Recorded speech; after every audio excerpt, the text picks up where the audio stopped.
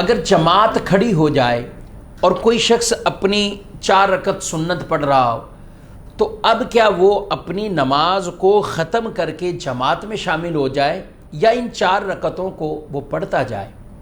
تو یاد رکھیں کہ اگر آپ سنت مؤکدہ یہ پڑھ رہے ہیں یا غیر مؤکدہ پڑھ رہے ہیں، اس اعتبار سے فرق ہے۔ عصر سے قبل اور عشاء سے قبل، یعنی قبلیہ پہلے والی 4 سنتیں غیر مؤکدہ پڑھ رہے ہیں اور اسی دوران جماعت شروع ہو جاتی ہے، تو اب تو حکم یہی ہے کہ اس کی 2 رکعتوں پر آپ نماز 2 رکعتیں یعنی کر کے سلام پھیر دیں اور جماعت میں شامل ہو جائیں۔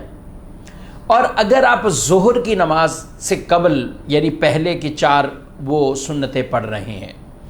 یا اسی طریقے سے آپ جمعۃ المبارک کے دن سنتیں پڑھ رہے ہیں، خطبہ شروع ہو جاتا ہے یا نماز شروع ہوتی، تو اب بھی حکم یہی ہے کہ آپ ان 4 رکعتوں کو مکمل کر کے آپ پھر جماعت میں شامل ہو۔ یعنی سنت مؤکدہ پڑھ رہے ہیں تو پھر اس کو بیچ میں چھوڑنے کی اجازت نہیں ہے،